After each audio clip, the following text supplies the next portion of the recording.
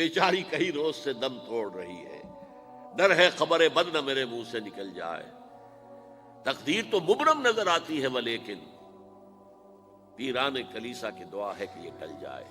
تو پہلی بات میری ختم ہوئی، عالمی نظام خلافت دنیا کی تقدیر مبرم ہے، ہو کر رہے گی، اس میں کسی صاحب ایمان کو کوئی شک، کوئی شبہ، کوئی ریب نہیں ہونا چاہیے۔ البتہ اس کا اب دوسرا پہلو کیا ہے، اس کا آغاز کہاں سے ہوگا؟ پہلی بات تو یہ، ہمارے بعض لوگوں کے ذہنوں میں، سادہ دل لوگ وہ سمجھتے ہیں کہ پوری دنیا میں ایک ہی دفعہ آ جانی چاہیے، یہ کوئی علاقائی خلافت تو نہیں ہو سکتی، خلافت تو عالمی ہوتی ہے۔ ان سے میں کہتا ہوں عالمی خلافت کب تھی جناب؟ یہ تو نہ خلافت راشدہ میں عالمی تھی، کیا ہندوستان شامل تھا اس میں؟ کیا چین شامل تھا؟ کیا یورپ شامل تھا؟ اور پھر جو خلافت کے نام سے جو ملوکیت چلی ہے وہ بھی صرف آپ دور بنو امیہ میں کہہ سکتے ہیں کہ وہ پورا عالم اسلام کم سے کم اس کے تحت تھا۔ بعد میں خلافت عباس، بنو عباس میں اور فاطمیین کی خلافت میں اور آل عثمان جو ہیں آٹومان ٹرکس کی خلافت میں ٹکڑے تھے، حصے بکھرے تھے، کوئی مانتا تھا کوئی نہیں مانتا تھا۔ اور سب سے بڑی بات یہ، اگر ایک دم پوری دنیا پر خلافت قائم ہو سکتی تو حضور کے دست مبارک سے ہوتی، لیکن نہیں ہوئی۔ نتیجہ کیا نکلا؟ ایک ملک میں حضور نے قائم کر دی، جزیرہ نما عرب، یہاں خلافت قائم ہو گئی، حضور خلیفہ ہے۔ اس کے بعد آپ کے خلفائے راشدین نے پھر اس کو وسعت دی، شرقاً غرباً شمالاً، 3 کالمز نکلے ہیں فوجوں کے، صحابہ کرام کے، 3 کالمز، ایک ایسٹ ورڈ، ایک ویسٹ ورڈ، ایک نارتھ ورڈ۔ ایک عراق کو فتح کرتے ہوئے ایران میں پہنچ گیا، خراسان تک چلا گیا، ایک شام کو فتح کرتے ہوئے اور پھر سینائی پیننسولا سے ہو کر افریقہ میں داخل ہوا اور اٹلانٹک تک پہنچ گیا، تیسرا سیدھا شمال میں گیا، لیکن یہ زیادہ دور نہیں جا سکتا تھا، کوکیشین ماؤنٹینز آ گئے، کوہ قاف، اس زمانے میں تو یہ یوں سمجھیے کہ امپیسیبل تھا نا کوہ قاف، لہذا وہاں آ کر رک گیا۔ اب بھی یہ ہوگا، کسی ایک جگہ سے شروع ہوگا پھر پھیلے گا، اس کے سوا کوئی چارہ کار ہے ہی نہیں۔ اگر ہر جگہ پوری دنیا میں ایک ہی وقت میں ہو سکتا تو حضور کے دست مبارک سے ہوتا صلی اللہ علیہ وسلم۔ اب وہ نقطہ کون سا ہوگا، نقطہ آغاز کون سا ہوگا؟ اس میں پہلی بات تو میں نے کہا جو شک کرے گا اس کا پھر ایمان مشکوک ہے، ہوگا، لازماً ہوگا، گلوبل ہوگا، پوری دنیا میں ہوگا۔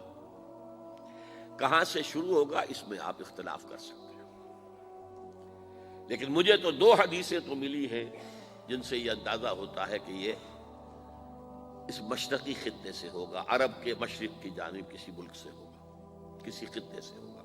وہ حدیثیں بھی اب آپ پڑھ لیجیے پہلے، پھر میں کہہ رہا ہوں یہ خزانہ ہے جو ہم نے آپ کی خدمت میں پیش کیا ہے، کاش کہ آپ اس کی قدر کر سکیں، یہ حدیثیں آپ کو ازبر ہو جائیں، یاد ہو جائیں، لوح قلب پر نقش ہو جائیں۔ ہندوستان اور خراسان یعنی موجودہ افغانستان کا ذکر ابن ماجہ کی روایت ہے، عن عبداللہ ابن الحارث رضی اللہ تعالی عنہ قال رسول اللہ صلی اللہ علیہ وسلم یخرج ناس من المشرق یوطئون للمہدی یعنی سلطانہ، یعنی سلطانہ، دونوں طرح سے پڑھ سکتے ہیں۔ حضرت عبداللہ ابن حارث فرماتے ہیں رضی اللہ تعالی عنہ کہ حضور نے ارشاد فرمایا مشرق کی طرف سے وہ فوجیں نکلیں گی، لوگ آئیں گے جو عرب میں مہدی کی حکومت قائم کریں گے۔ یہ مہدی کون ہوں گے اس کا ذکر میں ذرا بعد میں کروں گا، لیکن نوٹ کر لیجئے کہ مہدی سے پہلے لازماً کسی مشرقی علاقے کے اندر وہ نظام قائم ہو چکے گا، تب وہاں سے فوجیں آئیں گی نا۔ یہ مشرق کون سا ہے؟ عرب کے مشرق میں آپ چلیے، ایران بھی آ جائے گا، افغانستان بھی ہے، پاکستان بھی ہے، اور اگر اسے اور توسیع دیں تو ہندوستان بھی ہے۔ یہ ہے عرب کا مشرق، اس سے فوجیں جائیں گی، اس کا کیا مطلب ہے کہ اس میں سے کسی جگہ پر نظام خلافت پہلے قائم ہو جائے گا تاکہ وہاں سے فوجیں جائیں گی جو جزیرہ نما عرب میں حضرت مہدی کی حکومت کو قائم کریں گی۔ اب دوسری حدیث سنیے، یہ سنن ابن ماجہ کی حدیث تھی جو میں نے آپ کو سنائی، آپ نے پڑھی۔ دوسری، عن ابی ہریرہ رضی اللہ تعالی عنہ، یہ ترمذی شریف کی روایت ہے، قال قال رسول اللہ صلی اللہ علیہ وسلم یخرج من خراسان رایات سود لا يردها شیء حتی تنصب بإیلیا، خراسان کے علاقے سے سیاہ جھنڈے لے کر فوجیں آئیں گی، ان کا رخ کوئی موڑ نہیں سکے گا، ان کو پیچھے پھیر نہیں سکیں گے کوئی بھی، یہاں تک کہ وہ یروشلم میں جا کر جھنڈے نصب کر دیں گے۔ ایلیا حضور کے زمانے میں یروشلم کو کہتے تھے۔ یہ یروشلم تھا جب حضرت سلیمان کی حکومت تھی اور یہاں پر معبد سلیمانی، ہیکل سلیمانی قائم ہوا، پھر یہ یروشلم ہی رہا ہے تاریخ میں، یہاں تک کہ سن 70 عیسوی میں جب ٹائٹس رومی جنرل نے اس کو گرایا، ختم کیا، سیکنڈ ٹیمپل گرا دیا اور یہاں سے یہودیوں کو کہا نکل جاؤ یہاں سے، کوئی یہودی باقی نہیں رہا، تب بالکل تہو بالا برباد کر دیا۔ اس کے کوئی 150 سال بعد ہیڈریان، رومن ایمپرر ہیڈریان، اس نے پھر دوبارہ آباد کیا اس شہر کو۔ 150 سال تک یہ بالکل بنجر اور بالکل غیر آباد پڑا تھا۔ اب ہیڈریان نے جب آباد کیا تو اس کا نام ایلیا رکھا، اب یروشلم نام نہیں تھا، تو حضور کے زمانے میں پھر اس کا نام ایلیا تھا۔ اور اب اس سے کیا معلوم ہو رہا ہے کہ یہ یروشلم مسلمانوں کے قبضے سے اس وقت نکلا ہوا ہوگا، ایک دفعہ پہلے نکلا تھا، سن 1099 عیسوی میں مسلمانوں کے ہاتھ سے نکلا، کروسیڈرز عیسائیوں نے آ کر اس کو قبضے میں کیا، لاکھوں مسلمانوں کو مارا، قتل کیا۔ اس کو 1187 عیسوی میں واپس لیا ہے، کس نے لیا ہے؟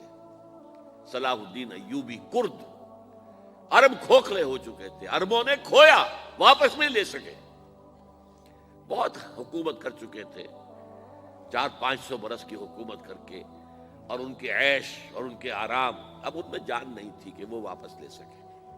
واپس لینے والا گرم کرد خون تھا، صلاح الدین ایوبی۔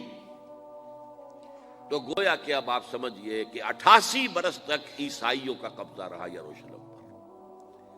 اب 1967 میں یہودیوں نے قبضہ کیا ہے، اور اب 38 برس تو ہو گئے، 88 نہیں تو 38 برس تو ہو گئے، لیکن وہ دور آئے گا کہ اب پھر لیں گے، لینے والے عرب بھی نہیں ہوں گے، خراسان کے علاقے سے فوجیں آئیں۔